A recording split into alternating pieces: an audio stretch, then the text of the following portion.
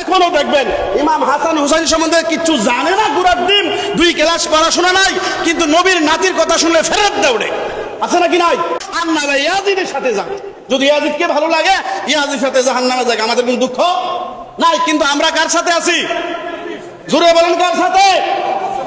সুবহানাল্লাহ বলেন। আমি অবাক হই, এতগুলো হাদিস সিয়াসাত্তার মধ্যে আছে, আরো হাদিস আছে, ওগুলা বললা লই, এরপর অন্য কথা বলবো ইনশাআল্লাহ। আরবি মাসের প্রথম মাস, বাংলার জমিনে দেখবেন মুহররম মাস আসলে যারা নবীরে বেশি ভালোবাসে, আহলে বায়াতকে ভালোবাসে, পাক পাঞ্জাতনকে ভালোবাসে, তাদের কথা বেশি বেশি বলা হয়। আর যারা নবী পরিবারকে সম্মান করে, এই কথাগুলো শুনে তারা আমল করে আনন্দিত হয়, খুশি হয়। আওয়াজ করে বলে ঠিক না? আর এক প্রকার মুসলমান আছে, কারবালার মাস আসলে মসজিদ খানা তালা মাইরা বাড়িতে চইলা যায়। যদিও তারা দেখতে মুসলমান, আল্লাহর ভাষ্য অনুযায়ী, আমার নবীর ভাষ্য অনুযায়ী তারা মুসলমান না, তারা ইয়াজিদের আত্মীয় স্বজন, ঠিক না? আমার নবী আপনার নবী, মায়ার নবী, দয়ার নবী। অনেকে বলে ইমাম হাসান হুসাইন রাদিয়াল্লাহু তাআলা আনহু সম্পর্কে কোরআন হাদিসে তেমন কোনো দলিল নাই। আপনারা যদি মনোযোগ দিয়ে শুনেন, আমার এই কথাগুলো এখানেই সীমাবদ্ধ না, ইন্টারনেটে চলে যায়, হাজার হাজার মানুষের সামনে চলে যায়। এই জন্য প্রত্যেকটা কথার দলিল দরকার আছে না নাই? আমি আল্লাহ তাআলার নবীর হাদিস থেকে 11টা হাদিস ইমাম হাসান হুসাইন সম্পর্কে নোট করেছি। আপনারা কারা কারা শুনতে চান? না শুনতে চায় না বলে কারা কারা শুনতে চান হাত তুলে দেখান। নারায়ে তাকবীর, নারায়ে রিসালাত, আহলে সুন্নাত ওয়াল জামাত, শুহাদায়ে কারবালা, পাক পাঞ্জাতন, মারহাবা বলেন। ইমাম হাসান হুসাইন রাদিয়াল্লাহু তাআলা আনহুর কথা শুনে যদি কারো কাছে ভাল না লাগে, সে মুসলমান না, সে ইয়াজিদের বাচ্চা। কার বাচ্চা? ইমাম হুসাইন রাদিয়াল্লাহু তাআলা আনহুর কথা যদি কারো কাছে ভাল না লাগে, সে কার বাচ্চা? ইয়াজিদের বাচ্চা। ইমাম হুসাইন রাদিয়াল্লাহু তাআলা আনহুর প্রশংসা শুনলে যদি কারো কাছে শান্তি না লাগে, তে মনে করবেন যদিও দেখা যায় মুসলমান, মূলত তারা ইয়াজিদের বংশধর, ঠিক কিনা বলেন? নাইলে ইমাম হুসাইন রাদিয়াল্লাহু তাআলা আনহুর আলোচনা করেছেন নবীজি নিজে। 11টা হাদিস এখন বলবো, মন দিয়ে শুনবেন। সুবহানাল্লাহ কোন? 1 নাম্বার হাদিসটা সুনানে ইবনে মাজাহ শরীফ, মন দিয়ে শুনবেন। সুনানে ইবনে মাজাহ শরীফের 143 নাম্বার হাদিস। 6টা প্রসিদ্ধ কিতাবের মধ্যে একটা কিতাব সুনানে ইবনে মাজাহ শরীফ, 143 নাম্বার হাদিস। মন দিয়ে আপনারা শুনবেন। হাদিসের রাবি হযরতে আবু হুরায়রা। সুবহানাল্লাহ কোন? আমি হাদিসের বাংলা অনুবাদটা শোনাচ্ছি, মন দিয়ে শুনবেন। হযরতে আবু হুরায়রা রাদিয়াল্লাহু আনহু বলেন, রাসূলুল্লাহ সাল্লাল্লাহু আলাইহি সাল্লাম বলেছেন, যে ব্যক্তি হাসান ও হুসাইনকে ভালোবাসে, সে আমাকেই ভালোবাসে। জোরে কন্যা সুবহানাল্লাহ। যে হাসান হুসাইনকে ভালোবাসে, সে আমাকেই ভালোবাসে। এবং যে ব্যক্তি তাদের প্রতি বিদ্বেষ রাখে, তাদের কথা শুনলে গায়ে জ্বালা ধরে, সে যেন আমার প্রতি বিদ্বেষ রাখলো। নাউজুবিল্লাহ বলেন। 1 নাম্বার হাদিস। 2 নাম্বার হাদিস ইবনে মাজাহ শরীফের 144 নাম্বার হাদিস। সিয়াসাতার অন্যতম একটা কিতাব, খুব মন দিয়ে শুনবেন। হযরতে ইয়ালা বিন মুররা রাদিয়াল্লাহু তাআলা আনহু থেকে বর্ণিত, তারা নবী করিম সাল্লাল্লাহু আলাইহি ওয়াসাল্লামের সাথে তাকে প্রদত্ত এক খাবারের দাওয়াতে রওনা হলো। তখন ইমাম হুসাইন রাদিয়াল্লাহু তাআলা আনহু একটা গলির মধ্যে খেলাধুলা করতেছেন। মন দিয়ে শুনবেন। খেলাধুলা করছিলেন।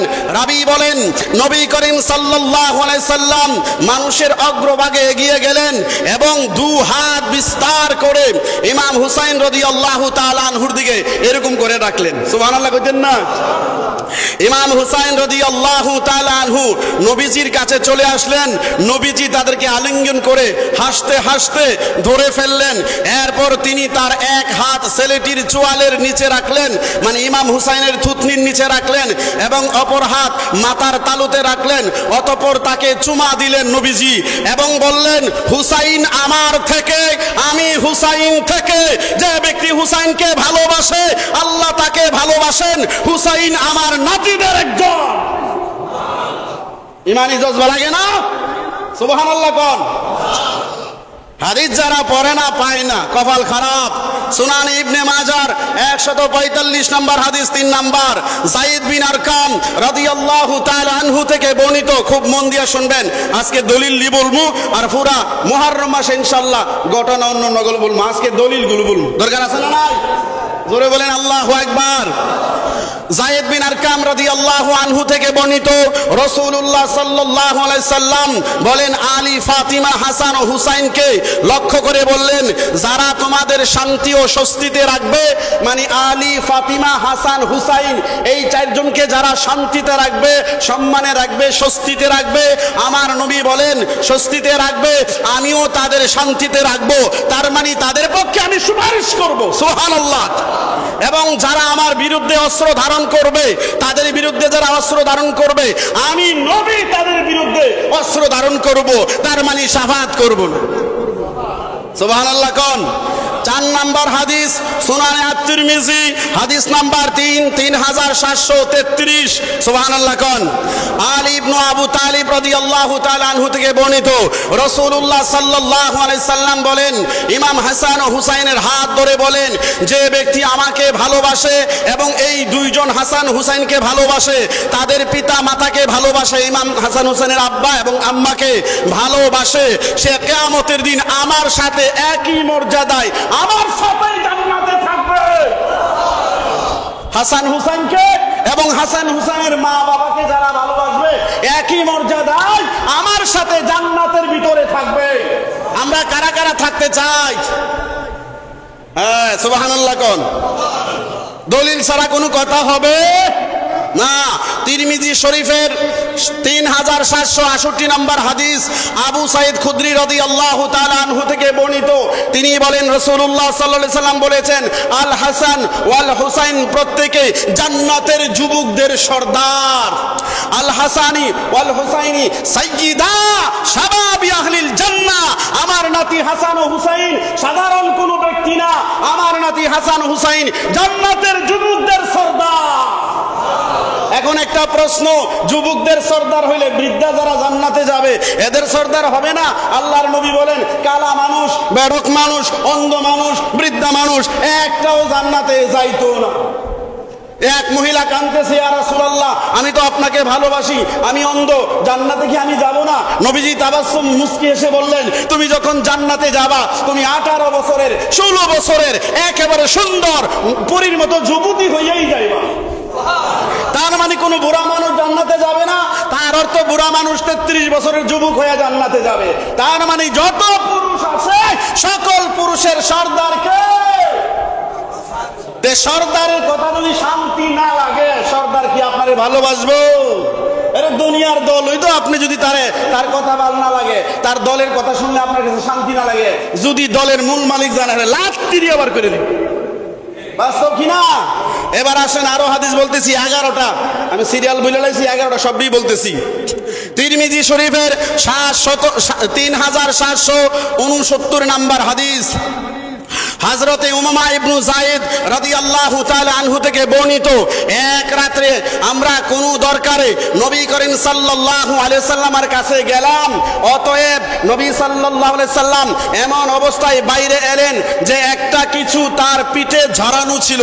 মানে আমরা নবীর কাছে গেলাম, এমন ভাবে নবী বাইরে আসলেন, নবীর পিঠে কিছু একটা আছে, চাদর দিয়ে ঢাকা, আমরা বুঝতে পারি নাই। সুবহানাল্লাহ কোন? অতঃপর নবী সাল্লাল্লাহু আলাইহি সাল্লাম এমন অবস্থায় বাইরে আসলেন, একটা কিছু তার পিঠে ঝরানো ছিল যা আমি অবগত ছিলাম না, আমরা জানি না। আমি আমার দরকার সেরে অবসর হয়ে প্রশ্ন করলাম, আপনার দেহের সঙ্গে একটা কি ঝরানো ছিল? তিনি পরিধেয়ের বস্ত্র উন্মুক্ত করলেন, নবীজি পিঠের জামা উঠাইলেন। উঠানোর পরে দেখা গেল ইমাম হাসান ও হুসাইন ছোট অবস্থায় দুনো ভাই নবীর পিঠের মধ্যে। আওয়াজ বাকি আসতে হইল না? সুবহানাল্লাহ কোন না? দুনু ভাই নবীর কোথায়? পিঠে এবং আমার কন্যার পুত্র, হে আল্লাহ। এরপরে নবী বললেন সাহাবীর প্রশ্নের জবাবে, হে আল্লাহ, আমি এদের দুইজনকে মহাব্বত করি, সুতরাং তুমি তাদেরকে মহাব্বত করো, হাসান হুসাইনকে, এবং যে ব্যক্তি এদেরকে মহাব্বত করবে তুমিও তাদেরকে মহাব্বত করো। আল্লাহর মহব্বত আমাদের দরকার আছে। হুদা জান্নাতে যাবেন কি আল্লাহর মহব্বত ছাড়া? ওই না মহব্বত লাগবো। মহব্বতটা কি আপনার মন মতে করলে চলবে, না আল্লাহ এবং রসুল যেভাবে শিখাইছে ওইভাবে করলে? সুবহানাল্লাহ কোন। এরপরের হাদিস তিরমিজি শরীফের 3770 নম্বর হাদিস, আব্দুর রহমান ইবনে আবি নুআম রাহমাতুল্লাহি আলাইহি থেকে বর্ণিত।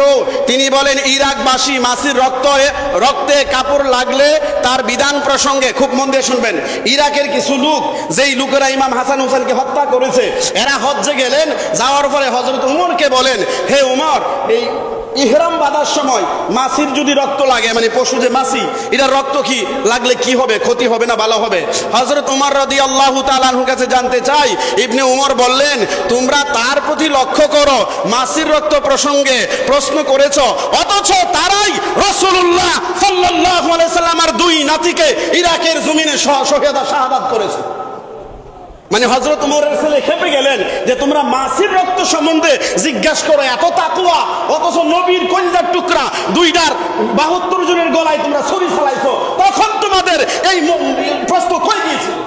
মাছির রক্ত তোমাদের কাছে না জানি জাহান্নামে চলে যাও এই হেরাম অবস্থায় মাছির রক্ত করলে, আর যখন নবীর রক্ত জড়াইছো, নবীর কলিজার টুকরার মধ্যে আঘাত করেছো, তখন তোমাদের এই বিবেক কোথায় গিয়েছিল? আল্লাহু আকবার বলেন। এখনো দেখবেন ইমাম হাসান হুসাইন সম্বন্ধে কিছু জানে না, গুড়ার ডিম, 2 ক্লাস পড়াশোনা নাই, কিন্তু নবীর নাতির কথা শুনলে ফেরত দৌড়ে। আছে নাকি নাই? আল্লাহ তাআলা এদের বুঝার তৌফিক দান করুক। আপনারা ইয়াজিদের সাথে যান, যদি ইয়াজিদকে ভালো লাগে ইয়াজিদের সাথে জাহান্নামে যাক, আমাদের কোনো দুঃখ নাই। কিন্তু আমরা কার সাথে আছি? জোরে বলেন, কার সাথে? সুবহানাল্লাহ বলেন। আমি অবাক হই, এতগুলো হাদিস সিয়াসাতটার মধ্যে আছে, আরো হাদিস আছে, ওগুলো বললা লই, এরপর অন্য কথা বলবো ইনশাআল্লাহ। তিরমিজি শরীফের 3871 নাম্বার হাদিস। সময়ের কারণে আমি শুধু বাংলাতেই বলতেছি, আরবি কিন্তু এখানে আছে। হুযায়ফা রাদিয়াল্লাহু তাআলা আনহু থেকে বর্ণিত, তিনি বলেন, আমার মা আমাকে প্রশ্ন করলেন, নবী করিম সাল্লাল্লাহু আলাইহি সাল্লামের নিকট তুমি কখন যাবে? আমি বললাম, একদিন হতে তার নিকট উপস্থিত পরিত্যাগ করিনি, এতে তিনি আমার উপর নারাজ হন। আমি তাকে বললাম, নবী করিম সাল্লাল্লাহু আলাইহি সাল্লামের সঙ্গে আমাকে মাগরিবের নামাজ আদায় করতে ছেড়ে দিন, মানে নবীর পিছে আমি মাগরিবের নামাজ পড়ব, তাহলে আমি তার কাছে আমারও আপনার জন্য, মানে মায়ের জন্য আর নিজের জন্য ক্ষমা চাওয়ার আবেদন করব। অতঃপর নবী করিম সাল্লাল্লাহু আলাইহি সাল্লামের নিকট আমি হাজির হয়ে তার সাথে মাগরিবের নামাজ আদায় করলাম। অতঃপর তিনি নফল নামাজ আদায় করতে থাকলেন। অবশেষে তিনি এশার নামাজ আদায় করলেন। তারপর তিনি বাড়ির দিকে যাত্রা করলেন এবং আমি তার পিছে পিছে নবীর সাথে গেলাম। তিনি আমার আওয়াজ শুনতে পেলেন এবং প্রশ্ন করলেন, তুমি কে? হুযায়ফা বললেন, আমি হুযায়ফা। তিনি বললেন, তোমার কি দরকার? আল্লাহ তাআলা তোমাকে এবং তোমার মাকে ক্ষমা করুন। নবীর কাছে দোয়া চাইছে না, চাওয়ার আগে নবী দোয়া করে দিয়েছে। এটা কি গায়েব বললো না? এই হুযায়ফা শুধু নবীর কাছে গেছেন, মায়ের জন্য দোয়া চাইবে, নিজের জন্য চাইবে, নবীর কাছে বলে নাই। হাদিসটা তো শুনলেন, নবী বললেন, তোমার আর তোমার মারে আল্লাহ ক্ষমা করুন। জানছে কি না? এই যে গায়েবটা জানলো, ইনি জানাইছে কে? জোরে বলেন, জানাইছে কে? এই খবরটা তুমিও শুনে যাও। সুবহানাল্লাহ কইতেন না? আপনাদের কষ্ট লাগতেছে? জোরে বলেন আল্লাহু আকবার। আরো আছে, হাদিসগুলো শেষ করবো ইনশাআল্লাহ। জামিআত তিরমিজি কিতাবের 3882 নাম্বার হাদিস, আল বারা ইবনে আজিব রাদিয়াল্লাহু আনহু থেকে বর্ণিত। তিনি বলেন, রাসূলুল্লাহ সাল্লাল্লাহু আলাইহি সাল্লাম বলেন, হাসান হুসাইনকে দেখে বললেন, হে আল্লাহ, আমি এই দুজনকে মহাব্বত করি, হাসান হুসাইনকে আমি মহাব্বত করি, এই দুইজনকে আমি মহাব্বত করি, সুতরাং হে আল্লাহ তুমিও তাদের মহাব্বত করো। কতগুলো হাদিস, সুবহানাল্লাহ কোন না? আচ্ছা বলেন, একটু কি মুখস্থ বলতেছি না দলিল আছে? আচ্ছা, এরপরে আসেন সহিহ বুখারীর 4036 নাম্বার হাদিস। কত নাম্বার? জোরে বলেন, কত নাম্বার? আবু বকর রাদিয়াল্লাহু তাআলা আনহু থেকে বর্ণিত, তিনি বলেন নবী করিম সাল্লাল্লাহু আলাইহি সাল্লামকে বলতে শুনেছি, আমরা নবী রাসূলগণ আমাদের সম্পদের উত্তরাধিকারী রেখে যাই না। মানে নবী রাসূল দুনিয়ায় টাকা পয়সার উত্তরাধিকারী রেখে যায় না, আমরা যা রেখে যাই তা হচ্ছে সদকা হিসাবে দিয়ে যায়, টাকা পয়সা এগুলো আমরা রেখে যাই না। এ মাল থেকে মুহাম্মদের পরিবার পরিজনকে বুক করবে। আল্লাহর কসম, আবু বকর বলেন আল্লাহর কসম, আমার আত্মীয় স্বজনের চাইতে আমার নবীর আত্মীয় স্বজনকে আমি বেশি ভালোবাসি। কেননা আল্লাহ বলেছেন নবীকে সীমাহীন ভালোবাসলে হবে না, নবীকে সীমার ভিতরে ভালোবাসলে এটা সাধারণ ভালোবাসা হবে, আর নবীর ভালোবাসা হবে সীমা অতিক্রম কইরা। সীমার ভিতরে যতক্ষণ ভালোবাসা থাকবে এটা নবীর ভালোবাসা প্রমাণিত হবে না, এটা সাধারণ মানুষের ভালোবাসা প্রমাণিত হবে। আর যখন স্বাভাবিক নিয়ম কারণের বাইরে সীমা অতিক্রম করবে তখন প্রমাণ হবে এটা নবীর ভালোবাসা। এই জন্য আমার নিজের আত্মীয় স্বজন থেকে, ছেলে থেকে, আমার নিজে থেকে ভালোবাসা কাউকে এটা সীমার ভিতরে পড়ে না, সীমার বাইরে হইলে সম্ভব। বলেন দুনিয়ার যেই কোনো মানুষ নিজের চাইতে অন্যকে ভালোবাসা সম্ভব? সম্ভব না, এটা সীমার কথা। আল্লাহ রাসূল বলেন লা ইউমিনু আহাদুকুম হাত্তা কুনা হাব্বা ইলাইহি মিন ওয়ালিদিহি ওয়া ওয়ালাদিহি ওয়ান নাসি আজমাইন। বুখারী শরীফের 14 নম্বর হাদিস। আল্লাহর নবী বলেন ততক্ষণ পর্যন্ত তোমরা মুমিনই হইবা না যতক্ষণ পর্যন্ত দুনিয়ার সকল মানুষ, নিজের বিবি, নিজের স্ত্রী, নিজের সন্তান, এমনকি তোমার নিজের জানের চাইতেও আমি নবীরে ভালোবাসবা না, ততক্ষণ পর্যন্ত মুমিন হতে পারবা না। এই জন্য আবু বকর বলেন আমি আমার নবীর পরিবারকে আমার চাইতে আরো বেশি ভালোবাসি, আমার নবীর পরিবারকে আমার পরিবারের চাইতে আরো বেশি ভালোবাসি। এই জন্য বাসি, এই সীমার বাইরে ভালোবাসা না গেলে নবীর ভালোবাসা প্রমাণ হবে না। সীমার বাইরে না বলেন হযরতে হানজালা রাদিয়াল্লাহু আনহু নাফাক অবস্থায় নবী শাহাদাত হয়েছে শুনেছে, চলে গিয়েছেন উহুদের ময়দানে, শাহাদাত বরণ করেছে। হযরতে মালিক ইবনে সিনান উহুদের ময়দানে রক্ত খাওয়া হারাম জানার পরেও নবীজির রক্ত মুবারক জিহ্বা দিয়া চেটে চেটে খেয়েছে। এটা বুখারীর কিতাবুল জিহাদের মধ্যে এই হাদিস রয়েছে। এটা সীমার বাইরে না ভিতরে? জোরে বলেন আল্লাহু আকবার। হযরতে আলী রাদিয়াল্লাহু তাআলা আনহুকে আমার নবী বলেন আমার একটা ফুরা হয়েছে, ফুরার যেই ময়লাগুলো বের করেছি এটা সাধারণ কোনো জায়গায় রাখবা না। মানুষ যদি পাড়া দেয়, পশু পাখি যদি পাড়া দেয়, এমন বেয়াদবি হবে আল্লাহ তাআলা দুনিয়া ধ্বংস করে দিবে। এমন একটা জায়গায় রাখবা যেন পশু পাখি মানুষ কেউ না জানে। হযরত আলী চলে গেলেন পাহাড়ে, চিন্তা করলেন এখানে পশু পাখি আসবে, চলে গেলেন পানির মধ্যে, চিন্তা করলেন মাছ পাইতে পারে। লাশ মাত্র হযরত আলী রাদিয়াল্লাহু তাআলা আনহু আমার নবীজির ফুরার পুছিনা মুবারক পেটের ভিতরে ঢুকাই দিয়েছে, খায় লইছে। এটা কি সীমার ভিতরে ভালোবাসা না সীমার বাহিরে?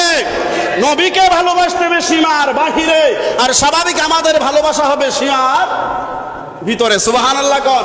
আশা করি বুঝছেন নাকি? বুঝছেননি? আরো দেখি কয়টা হাদিস রয়েছে। সুবহানাল্লাহ কোন? বুখারী শরীফের 6170 নম্বর হাদিস। কত নাম্বার? আবু মুসা রাদিয়াল্লাহু তাআলা আনহু থেকে বর্ণিত, তিনি বলেন নবী করিম সাল্লাল্লাহু আলাইহি সাল্লামকে জিজ্ঞেস করা হলো এক ব্যক্তি এক দলকে ভালোবাসে কিন্তু আমলে তাদের সমপর্যায়ে হতে পারেনি। মানে এক ব্যক্তি এক দলকে ভালোবাসে তবে আমলের ক্ষেত্রে ওই দলের মতো পুরোপুরি হতে পারেনি, আমলের মধ্যে দুর্বলতা আছে। ইয়া রাসূলুল্লাহ তাহলে এই ব্যক্তি কি ওই দলের সাথে কোনো সম্পর্ক থাকবে? আমরা অনেক সময় বলি না যে এই দলকে ভালোবাসো, পূর্ণাঙ্গ আমল তার থাকতে হবে। পূর্ণাঙ্গ আমল আসলে করাই সম্ভব না, পূর্ণাঙ্গ আমল করার মতো ইচ্ছা থাকতে হবে। যদি আমল কম হয় আপনি জান্নাতে যাবেন, এই বুখারীর হাদিস। এরপরে নবীজি বললেন, ওই সাহাবী বললেন এক দলকে ভালোবাসে ওই দলের সমপরিমাণ আমল সে করতে পারেনি। তিনি বললেন, নবীজি বললেন মানুষ যাকে ভালোবাসে সে তারই সাথী হবে। এখন বলেন আমরা কি ইমাম হাসান হুসাইনের সাথী হতে চাই? যারা হতে চান দুই হাত তুলবেন, এক হাত তুললে মানতাম না। আল্লাহ হাত নামায়েন না। আল্লাহ আমি সহ আমাদের সবাইকে ইমাম হাসান হুসাইন জান্নাতের সর্দার, এই সর্দারের সাথী আমাদের বানায় দাও। সবাই বলেন আমিন। আল্লাহুম্মা আমিন। হাত নামান, মনে প্রাণে এগুলো শ্রবণ করবেন। আপনি যারে ভালোবাসবেন, 11টা হাদিস আপনাদের কাছে বললাম, আরো বহুত হাদিস আছে। এই কথাগুলো কেন বললাম? আমরা এই চেয়ারে বসার পরে এই হক কথা বলা আমাদের উপরে ফরজ হয়ে গেছে, নাইলে জিহ্বাগুলো টাইন্না টাইন্না ধরবে। সুবহানাল্লাহ কোন। আপনাদের এখানে আসার পরে আপনারা বলেন এমন কোন কথা বলেছি যে এটার কিতাবের দলিল আমি দেই নাই? বলেন বলছি? এবং সারা জীবনই চ্যালেঞ্জ লইল যতদিন বাচ্চা থাকি, কিতাবে নাই এমন কিছু কথা বলছি প্রমাণ করেন, আপনার জুতা টানন। আর কিতাবে থাকলে যদি আপনি না মানেন ইয়াজিদের পক্ষে যান, কোনো দুঃখ নাই। বাংলাদেশের এক আলেম হুজুর সাহেব আব্দুর রাজ্জাক বিন ইউসুফ, আজকেও আমি ভিডিওটা শুনলাম। এগুলা কেন বলতেছি? এই যুবকরা ইন্টারনেট চালা, যেমন আমরা বাস্তবে আপনাদের ইমানের পাহারাদার, আমাদের বয়ানগুলো ইন্টারনেটে যায়, এই জন্য ওখানেও আমাদের বয়ানগুলো যুবকদের ইমানের পাহারাদার। যখন এক সাইডটা বাজে কথা এরা শুনবে, যদি এটার প্রতিবাদমূলক ভিডিও সত্যি কথা না থাকে, তখন এক সময় যুবকরা মনে করবে এটা যদি সত্য না হইতো তাহলে কেউ এটা সম্বন্ধে বক্তব্য দেয় না। বাস্তব কিনা? কিন্তু আমার জগতের মধ্যে এমন কিছু পণ্ডিত মার্কা মানুষ আছে, এরকম না এগুলো মসজিদে কোন যাইতো না, ওয়াজে কোন যাইতো না, এগুলো ওয়াজে কইতাম না, বলবো কোথায়? সুবহানাল্লাহ বলেন। রাজ্জাক বিন ইউসুফ বলতেছে ইমাম হুসাইন রাদিয়াল্লাহু তাআলা আনহুর শাহাদাতে ইয়াজিদের কোনো দোষ নাই, আর ইয়াজিদকে সে রাদিয়াল্লাহু আনহু বলতেছে। নাউজুবিল্লাহ বলেন। ইয়াজিদকে বলতেছে সাহাবী। কি বলেন? আরেকটু জোরে বলেন না। ইয়াজিদকে কি বলতেছে? সাহাবী। ইয়াজিদকে বলতেছে সাহাবী, আর ইমাম হুসাইন রাদিয়াল্লাহু তাআলা আনহু সম্পর্কে বলতেছে কইয়া ইমাম হুসাইনের ইয়াজিদের কাছে বায়াত না নেওয়াটা অন্যায় হয়েছে। বায়াত হইলে তো ঝগড়া হইতো না। নাউজুবিল্লাহ বলবেন না। এখন আমি এই কথাটি পরে বলবো, আর কয়েকটা আমার নোট আছে যে জগৎ বিখ্যাত বড় বড় ইমামরা খলিফারা ইয়াজিদ সম্পর্কে কি বলছে, দুই একটা মন্তব্য পেশ করে এরপরে আমরা হুজুরের বক্তব্যটা বলবো, তখন আপনারা বুঝতে সহজ হবে, ঠিক কিনা? আমি এগুলো নোট করে রাখছি, আন্তাজের ভুরু কোনো কথা নাই। খুব মন দিয়ে শুনেন। আপনারা কি কষ্ট পাইতেছেন নাকি?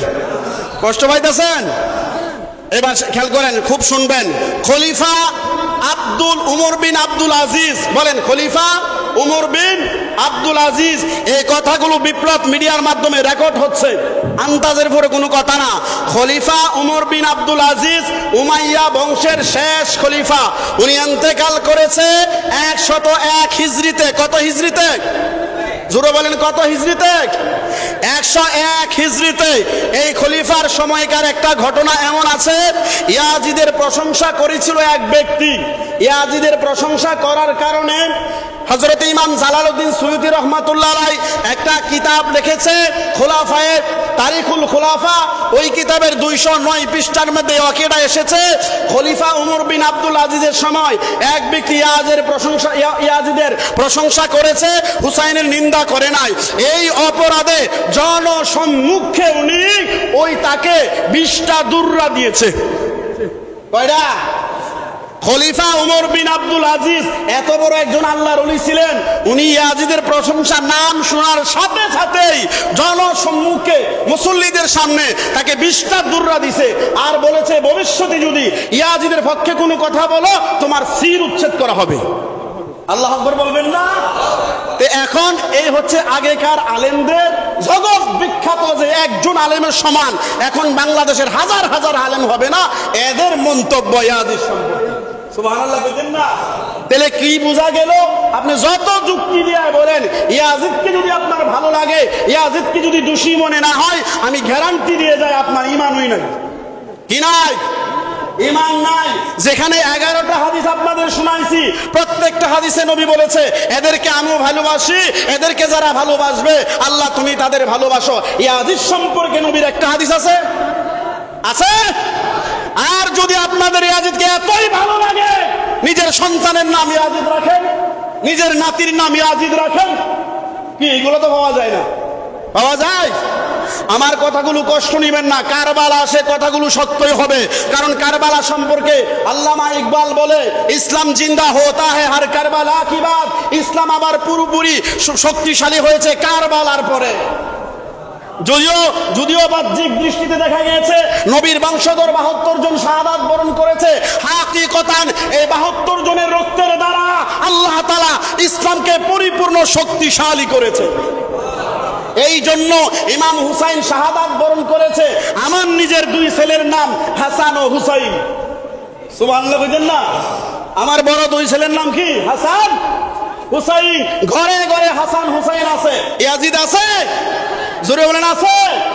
এখন আরেকজন ব্যক্তির মত আপনাদের সামনে বলি, খুব খেয়াল দিয়ে শুনবেন। ইয়াজিদ সম্পর্কে আপনারা শুনলেন, এবার আমি আরো কিছু তালিকা বলবো, কারণ আন্তাজের ভরে কথা বললে কিয়ামতের ময়দানে আমারও তো ফিটা খাওয়ান লাগবে। কথা কয় না, ফিটা খাওয়ান লাগতো না? ইয়াজিদ সম্পর্কে বর্তমানের কিছু আলেমদের, একটা তো বললাম ইয়াজিদকে কাফের বলা যাবে না, ইয়াজিদকে রাদিয়াল্লাহু তাআলা আনহু বলতে হবে। এই ব্যক্তিটা হচ্ছে রাজ্জাক বিন ইউসুফ। তাহলে বলেন, যেখানে বারবার নবী বলেছে এদেরকে যারা ভালোবাসে ইমাম হাসানকে, এদেরকে আল্লাহ তুমি ভালোবাসো, এরা আমার থেকে, আমি হুসাইন থেকে এতগুলো কথা ইমাম হুসাইন সম্পর্কে বলেছে, আর এখন এরা হুজুর সাজ্জা এরা বলে ইমাম হুসাইন নাকি ভুল সিদ্ধান্ত করেছে। এই বক্তার নাম হচ্ছে আব্দুর রাজ্জাক বিন ইউসুফ। এখন আপনাদের যদি মনে চায় ইয়াজিদ দলে থাকতে, তারে ভালোবাসতে থাকেন, আমার আর কোনো কথা নাই, আমি শুধু সত্যটা জানায়া দিলাম, মানা না মানা আপনাদের ইচ্ছা, ঠিক কিনা? এবার আসেন এই সময়ের আরেকজন আলেম, ইয়াজিদকে কাফের বলা যাবে না, এই ব্যক্তির নাম হচ্ছে শায়খ আহমদুল্লাহ। নাম কি? খুব মানুষে চিনে। এই শায়খ আহমদুল্লাহ বলে ইয়াজিদকে কাফের বলা যাবে না, ইয়াজিদকে মুসলমান বলতে হবে। হ্যাঁ, তার কিছু ত্রুটি আছে, এই ত্রুটি যে কি আছে আমি লাস্টে বলবো। এই দুইজন পাইলেন, ইয়াজিদকে কাফের বলা যাবে না, এটা শায়খ আহমদুল্লাহ বলেছে। যে এই ব্যক্তি বলেছিল আমার নবী 40 বছরের আগে নবী ছিল না, নাউজুবিল্লাহ বলেন। অথচ আমার নবী যখন দুলনায় ছিলেন তখনও আমার নবীর পায়ের আঙ্গুলের ইশারা দ্বারা আকাশের চন্দ্র খেলা করেছে। আব্বাস রাদিয়াল্লাহু তাআলা আনহু আমার নবী যখন বালক হলেন বলেন, আমার বাবা শোনো, তুমি যখন দুলনায় ছিলা তোমার পায়ের সাথে সাথে আকাশের চন্দ্র নড়াচড়া করেছে, কারণ কি? আমার নবী বলেন, চাচা আমার তো খেলনার কোনো মানুষ নাই, আমাকে খেলনা এনে দিবে কে? আমার আল্লাহ আকাশের চাঁদকে খেলনা বানায়েছে। এই নবী নাকি 40 বছরে নবী হয়েছে। এই ব্যক্তি আবার বলে ইয়াজিদকে কাফের বলা যাবে না। বর্তমান সময়ের আরেকজন আলেম বলেন হুসাইন হত্যায় ইয়াজিদের সরাসরি ভাবে জড়িত না। এই ব্যক্তিটা সবাই চিনেন, হাফিজুর রহমান সিদ্দিকী বলেন হুসাইনকে হত্যার মধ্যে, হুসাইন শাহাদাতের মধ্যে বর্তমান পরিচিতি বক্তা হাফিজুর রহমান সিদ্দিকী বলে সরাসরি ইয়াজিদ জড়িত না, হাসান হত্যায় কিছুটা জড়িত আছে, ইমাম হুসাইনকে হত্যা করাতে ইয়াজিদের কোনো জড়িতই নাই, হাতই নাই। যদি সে ইতিহাস না জেনে বলে আমি আজকে দোয়া করে দেই, কারণ সে তো ইসলাম প্রচার করতেছে, ইতিহাস যদি না পড়া বলে, না জান না বলে, আল্লাহ তাআলা তারে জ্ঞান দেখ বুঝার মতো, আর যদি জান না বলে ইয়াজিদের পক্ষেই যাক, ঠিক কিনা? এবার আসেন আরেকজন আলেম বর্তমান সময়ের বলেন ইয়াজিদ ইমাম হুসাইন রাদিয়াল্লাহু তাআলা আনহুকে ইমাম বলা যাবে না। কি বলা যাবে না? নাউজুবিল্লাহ কইতেন না। এই যে জিনিসগুলো যদি আপনাদেরকে না বলি, এইখান থেকে যদি ইমাম হুসাইন, ইমাম হাসান, ফাতিমা রাদিয়াল্লাহু আনহা, হযরত আলী, নবী পরিবারের সাথে আপনার বেয়াদবি হয়ে যায়, আপনার জীবনের সত্য শেষ, ঠিক কিনা বলেন? এই জন্যই তো আমরা অ্যালার্ট থাকতে হবে, যাদেরকে নবী এত ভালোবাসতেন। নবীজি আমার নামাজে ইমাম হুসাইন নবীজির কাঁধে, আমার নবী বলেন সুবহানা রাব্বিয়াল আলা 5 বার বললেন। ফরজ নামাজের ভিতরে সর্বোচ্চ 5 থেকে 7 বার বলা যায়, বেশি বলা উচিত না। আমার নবী 5-7 বার বললেন। এবার আল্লাহ তাআলার 5-7 বারের পরে নবী উল্টা যাবেন, আমার নবীর আল্লাহ আলহামদুলিল্লাহ কয়, ও নবী হুসাইনের চিন্তা করে আপনি আমার নামাজের চিন্তা করে উঠে যাবেন? না না না, হুসাইন যতক্ষণ পর্যন্ত আপনার ঘাড় মুবারকে থাকে ততক্ষণ পর্যন্ত আপনি পড়তে থাকেন সুবহানা রাব্বিয়াল আলা। নবীজি 72 বার পড়েছিল। এই যে বললাম না, নবীর ভালোবাসা সীমার ভিতরে থাকবে না। সীমার ভিতরে থাকলে এটা বাবার ভালোবাসা, সীমার ভিতরে থাকলে সন্তানের ভালোবাসা, সীমার ভিতরে থাকবে পীরের ভালোবাসা, সীমার ভিতরে থাকবে হুজুরের ভালোবাসা, সীমার ভিতরে থাকবে স্ত্রীর ভালোবাসা। যতক্ষণ পর্যন্ত সীমা বাইন্ধা দিবেন এই ভালোবাসা নবীর নয়, আর যখন সীমা অতিক্রম করবে ওইটা হবে নবীর ভালোবাসা। ওয়াইসাল কারনি সীমার ভিতর থেকেছে, নবীরে ভালোবাসেছে, কিন্তু জুব্বা কখন পেয়েছে? যখন নবীর মহব্বতে 32টা দাঁত ভেঙেছে। সীমার বাইরে, সীমার বাইরে, সুবহানাল্লাহ কোন। এরপরে আরেকজন আলেম, এগুলো বলতেছি আল্লাহর ওয়াস্তে বলি, আমি আল্লাহর শপথ করে বলি, শুধু আপনাদেরকে হেফাজত করার জন্য বলছি। এগুলা বলার পরেও আপনি মানতেও পারেন, না মানতেও পারেন, ইচ্ছা আপনার, কিন্তু সত্য বলা দায়িত্ব কার? আমার উপরে ফরজ, সুবহানাল্লাহ কোন। আর একজন আলেম, এই যে বললাম ডক্টর ইমাম, আহলে হাদিসের একজন আলেম ডক্টর, সে ডক্টরের ডিগ্রি অর্জন করেছে, সে বলে ইমাম হুসাইনকে ইমাম বলা যাবে না, কারণ এদেরকে ইমাম বলা উচিত না। কেন ইমাম বলা যাবে না? কারণ এরা ইমাম না। ইমাম বুখারীকে বলা যাবে, উনি কিতাব লিখেছে, ওই কিতাবের অনুসরণ আমরা করি, ইমামদেরকে অনুসরণ করা যায়। এমনকি মসজিদের ইমামকে ইমাম বলা যাবে, তাকে মুসল্লিরা অনুসরণ করে। ইমাম হাসানকে ইমাম হুসাইনকে ইমাম বলা যাবে না, এগুলা বাড়াবাড়ি এই সমাজের কুসংস্কার। নাউজুবিল্লাহ বলেন। এখন ওনার যুক্তিটাই আপনারা বলেন, ইমাম হুসাইন কি মসজিদে নববীতে ইমামতি করেন নাই?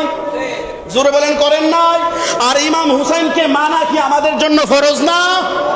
তাহলে ইমাম হুসাইনকে মানাও বাধ্যতামূলক। উনি মসজিদে নববীতে ইমামতিও করেছেন, উনি রাষ্ট্রও চালাইছেন, তারপরও ইমাম না, উনি ইমাম। আমি নাজমুল হুজুর ইমাম, ইমামতি কইরা আজিব। উনার প্রশ্নের ভিতরে জবাব আছে। আমি মাঝে মধ্যে হাসি যে নবীর বিরুদ্ধে যারা যা, এদের মাথায় যে গুবুর কি পরিমাণে আছে, শয়তানে এমন ভাবে প্রস্রাব করে, এর প্রশ্নের ভিতরেই জবাব। জন বলে তাকে ইমাম বলা যাবে না, কেন? কারণ উনি ইমামতি করে না, এটা বলে নাই, বলছে আমাদেরকে ইমাম বলবো, আমরা ইমামতি করি। তেনই তো জবাব, ইমাম হুসাইন তো ইমামতি করছে। সুবহানাল্লাহ কর। এরপরে আরেকটা, পাক পাঞ্জাতন, মানে নবীজি, ফাতিমা রাদিয়াল্লাহু আনহা, হযরত আলী রাদিয়াল্লাহু আনহু, ইমাম হাসান ও হুসাইন রাদিয়াল্লাহু আনহুমা, এই পাঁচজন মিলে পাক পাঞ্জাতন বলা হয়। এদেরকে পাক পাঞ্জাতন বলা যাবে না। নাউজুবিল্লাহ বলতেন না? এখন আগে সবার আগে পাক পাঞ্জাতন কারে কয় এটা আপনাদের একটু বুঝাই। পাক পাঞ্জাতন বলা যাবে না এই কথা বললেন ডক্টর ইমাম। ডক্টর ইমাম আহলে হাদিসের এক বক্তা, নাম চার্জ করলেন, এরও পাবেন। এবার পাক পাঞ্জাতনটা আমি একটু বুঝাই। আমরা বাংলাদেশের মানুষ, বাংলাদেশে অনেক ফার্সি শব্দ, উর্দু শব্দ আমাদের বাংলার সাথে, আমাদের প্রচলিত আরবির সাথে মিল হয়ে আছে, এক হয়ে আছে, আছে না? যেমন রোজাকে আমরা সাওমকে রোজা বলি, সলাতকে নামাজ বলি, বলি না বলেন? সলাতকে দুরুদ বলি, নবীজির দুরুদকেও সলাতই বলা হয়, এগুলো আমরা বলি না? উর্দু ভাষা, ফার্সি ভাষা, ভিন্ন ভিন্ন ভাষা আমাদের সাথে যোগ হয়েছে। পাক শব্দের তো পবিত্র, বলেন সবাই। পাক পাঞ্জাতন, পাক শব্দের তো কি? পাঞ্জা শব্দের তো পাঁচ, সবাই বলেন কি? পাঞ্জা শব্দের তো পাঁচ, তন শব্দের তো দেহ, তন শব্দের তো। এবার আপনারা জবাব দিবেন, আমি ব্যাখ্যা করি। নবীজির দেহ মুবারক, হযরত আলীর দেহ মুবারক, ফাতিমা রাদিয়াল্লাহু আনহার দেহ মুবারক, ইমাম হাসান হুসেনের দেহ মুবারক না পাক? জোরে বলেন। না পাক যদি না হয়, আমার ভাষায় আপনার ভাষায় পাঁচজনকে পাক কেন বলা যাবে না? কেন বলা যাবে না? এরা যুক্তি দিব, তাহলে এই পাঁচজনই পাক, আরো পাক আছে না? হ্যাঁ, আরো পাক আছে, তবে এই পাঁচজনের গুরুত্ব সৃষ্টি জগতে আলাদা। সুবহানাল্লাহ বলেন। আমার নবী ঘর থেকে বের হইলেন, গায়ের মধ্যে চাদর মুবারক, হযরত ফাতিমা রাদিয়াল্লাহু আনহা আসলেন, আমার নবী বলেন চাদরের ভিতরে আসো। হযরত আলী বের হলেন, নবী বলেন চাদরের ভিতরে আসো। হযরত হাসান বের হলেন, বললেন নবী চাদরের ভিতরে আসো। হুসাইন ঘর থেকে বের হলেন, নবী বলেন চাদরের ভিতরে আসো। এই চারজনকে সহ নবীজি চাদরের ভিতরে ঢুকায়া বলতেছে, আল্লাহ তুমি দেখো এদেরকে আমি মুহাম্মদ সাল্লাল্লাহু আলাইহি সাল্লাম ভালোবাসি, হে আল্লাহ তুমিও তাদেরকে ভালোবাসিও, আর এদেরকে যারা ভালোবাসে এদেরকেও তুমি ভালোবাসিও। হযরতে উম্মে সালমা রাদিয়াল্লাহু তাআলা আনহু একজন খুব সম্মানিত একজন সাহাবা মহিলা ছিলেন। উনি আসতে চেয়েছিলেন, ইয়া রাসূলুল্লাহ আমিও তো আপনার ফ্যামিলির, আপনার বংশের, আমিও এখানে আসতে চাই। আমার নবী বলেন তুমিও পবিত্র, তুমিও জান্নাতি, তবে তুমি এখানের অন্তর্ভুক্ত না, এখানে আমাকে নিয়ে পাঁচজন। এখন আপনি যে ভাষাই বলেন, ইংরেজি ভাষাই বলেন, ফার্সি ভাষাই বলেন, বাংলা ভাষাই বলেন, আরবি ভাষাই বলেন, যদি শব্দ হয় পাঁচটা বডি পবিত্র, যেই কোনো ভাষাই বলতে পারেন, এই ভাষা তো ঠিক। সুবহানাল্লাহ কোন না? আশা করি বুঝছেন আপনারা, ইনশাআল্লাহ। কষ্ট পাইছেন আপনারা? এই বক্তব্যগুলো খুব তাড়াতাড়ি কেন দিছি জানেননি? বক্তব্যগুলো অনেক বেশি নোট করছি, এগুলো বলতে পারতাম না, এই জন্য তাড়াতাড়ি দিছি। কথা কি আপনারা কষ্ট পাইছেন? ইমাম হুসাইন রাদিয়াল্লাহু আনহু, ইমাম হাসান রাদিয়াল্লাহু আনহু কেমন ব্যক্তি আপনি চিন্তা করেন। আমার নবী করিম সাল্লাল্লাহু আলাইহি ওয়াসাল্লাম, আমার নবীজি সাল্লাল্লাহু আলাইহি সাল্লাম সহ সাহাবায়ে কেরাম, হযরত ওমর রাদিয়াল্লাহু তাআলা আনহুর কাছে ইমাম হাসান হুসাইনের কি মর্যাদা ছিল আপনি খুব লক্ষ্য করে ঘটনাটা শুনবেন। এই ঘটনা খুবই লক্ষ্য করে শুনবেন। হযরত ওমর রাদিয়াল্লাহু তাআলা আনহু রাজদরবারে সদস্যদেরকে নিয়ে, রাজ্য নিয়ে কথা বলতেছেন। দরজার মধ্যে হযরত ওমর রাদিয়াল্লাহু রাদিয়াল্লাহু তাআলা আনহুর সন্তান দাঁড়ায় রয়েছেন যে বাবার সাথে কিছু কথা বলবে, কিন্তু তার পারমিশন নাই, পারমিট নাই, উনি দরজায় দাঁড়ায় রয়েছে। প্রতিমধ্যে হযরত ইমাম হুসাইন রাদিয়াল্লাহু তাআলা আনহু যাইয়া দেখলেন হযরত ওমরের সন্তান দরজায় দাঁড়ানো। হযরত ইমাম হুসাইন তো ছিলেন নবী পরিবারের জ্ঞানের ভান্ডার, সুবহানাল্লাহ কর। তো উনি চিন্তা করলেন সন্তানের যেহেতু পারমিট নাই এই অনুষ্ঠান চলাকালীন, তা আমারও তো পারমিট হবে না। উনি ভ্যাগ করে চলে যাচ্ছেন। হযরত ওমর বলে, হুসাইন, সুবহানাল্লাহ বলেন না, এ হুসাইন তুমি কই যাও? আসো বাবা, তোমার কি বলা দরকার, আসো আমার কাছে। হযরত ওমর বললেন, বাবা যাও কই? বলে, চাচা যান, আমি দেখতেছি আপনার সন্তানেরই এখানে পারমিশন নাই, তা আমি ভাবলাম আমাকে আর কি পারমিশন দেওয়া হবে? হযরত ওমর বলেন, হে হুসাইন, তোমাকে ব্যক্তি হুসাইন হিসাবে ভালোবাসি না, তোমাকে ভালোবাসি। আল্লাহর রাসূল বলেছে যারা আমার এই পরিবারকে ভালোবাসবে আল্লাহ তুমি তাদেরকে ভালোবাসো। হে আল্লাহ, এই পরিবারের সাথে যারা দুশমনি করবে আল্লাহ এদের সাথে তুমি দুশমনি করো। হুসাইন, তোমার সাথে কোনো ধরাবান্ধা নাই, বলো তুমি কি বলবা। সুবহানাল্লাহ, আল্লাহু আকবার, আল্লাহু আকবার, জোরে বলেন আল্লাহু আকবার। আপনারা কি সবাই বুঝছেন আমার কথাগুলো? বুঝলে ইনশাআল্লাহ সার্থক। সামনে মুহররম মাস আসতেছে ইনশাআল্লাহ। পুরা মুহররম মাস বিষয় ভিত্তিক ঘটনা দলিল সব একেবারে কিতাবের হাওলা দিয়ে দিয়ে আলোচনা হবে। আজকে যেহেতু সূচনা, পরের জুমা ডাইরেক্ট মুহররমের ভিতরে পড়ে যাবে, যার কারণে এই জুমায় আমি মুহররম সম্বন্ধে ইমাম হাসান হুসাইন সম্পর্কে এলাট করে দিলাম। দেখবেন ইমাম হাসান হুসাইনের কথা শুনলে অনেকের কাছে ভালো লাগে না। এই লোকগুলো তাহাজ্জুদ পড়ে, কপালের মধ্যে ঘাও আছে, কিন্তু ইমাম হাসান হুসাইনের কথা বললে তেমন মজা তাদের কাছে লাগে না। না লাগুক, আপনার কাছে ভালো না লাগে আপনি নীরব থাকেন, কিন্তু ইমাম হাসান হুসাইনের আলোচনা শুনলে যাদের কাছে আনন্দ লাগে এদের আনন্দ বাধা দিলে আপনি বেঈমান হয়ে মারা যাবেন। ঠিক কিনা বলেন? জোরে বলেন আল্লাহু আকবার। আল্লাহ রাব্বুল আলামিনের কাছে আমরা আরজি জানাই, পবিত্র জুমাবারে দোয়া কবুলের সময় আল্লাহ আমি সহ আমাদের সকলকে যেন আহলে বায়াতের অন্তর্ভুক্ত, আহলে বায়াতের মুহাব্বতকারী হিসাবে, আহলে বায়াতের দুশমন হিসাবে যেন না হয়, আহলে বায়াতের মুহাব্বতকারী হিসাবে, ফাতিমাতুজ জোহরা রাদিয়াল্লাহু তাআলা আনহার মুহাব্বতকারী হিসাবে, হযরতে আলী রাদিয়াল্লাহু তাআলা আনহুর মুহাব্বতকারী হিসাবে, ইমাম হাসান ও হুসাইন রাদিয়াল্লাহু তাআলা আনহুবার মুহাব্বতকারী হিসাবে আল্লাহ তাআলা আমাদেরকে তুমি দুনিয়ার মধ্যে বাঁচায় রাখো এবং মৃত্যুটা এই আহলে বায়াতের মুহাব্বতকারী হিসাবেই দিও। সবাই জোরে বলি আমিন। আল্লাহ তাআলা আমাকে সহ আমাদের বুঝার তৌফিক দান করুক। এই আদর্শ নিয়ে বাঁচবেন যদি জান্নাতে যেতে চান। একটা দলকে ভালোবাসবেন। আমরা অনেক সময় বলি নবীর কথা শুনলে এত ভালো লাগে, নবীর আমল তো করো না। পৃথিবীতে নবী ছাড়া নবীর সমান নবীকে ফলোয়ার কেউ করতে পারবে? এখানে একটু দারুণ শিক্ষা আছে, সবাই বলেন। আমরা অনেক সময় বলি আহলে সুন্নাত ওয়াল জামাতের লোকেরা ইবাদত কম হইলেও নবীর মহব্বতটা বেশি করে, তো অনেকে টিটকারি করে, নবীর মহব্বত করে, এটা করে না, হেডা করে না, হেডা করে না, এটা না করলে, হেডা না করলে তার ব্যক্তির দোষ। এটা তো মহব্বতের দোষ না। এটা কি মহব্বতের দোষ? আপনি আমারে ভালোবাসেন, নামাজ পড়েন না, এটা আপনার দোষ, কিন্তু আমারে ভালোবাসেন এটা অস্বীকার করতেন না। আমারে ভালোবাসে, যে করে না এটা বুঝাও তুমি নবীর মহব্বত করো, ভালোবাসো, নামাজও পড়ো। সুবহানাল্লাহ। এটা না কয়া ধুস ধরে, এটা না কয়া ধুস ধরে, অথচ হাদিস পড়লেন যে পূর্ণাঙ্গ অনুসরণ করা, ফুল কপি করা নবীরে কারো সম্ভব না। কারণ নবীরে পরিপূর্ণ কপি করতে গেলে আরেকজন নবী লাগবে, আর নবীর পরে আর নবী আসবে না। তা আমাদের চেষ্টা থাকতে হবে নবীরে পরিপূর্ণ কপি করার, নবীকে ফলো করার, আর ভালোবাসা যেতে হবে আনলিমিটেড, লিমিটেড ছাড়া ভালোবাসা। সুবহানাল্লাহ। আল্লাহ তাআলা আমাদের বোঝার তৌফিক দান করুক। যাদের সুন্নত নামাজ বাকি আছে আমরা সুন্নত নামাজ আদায় করি।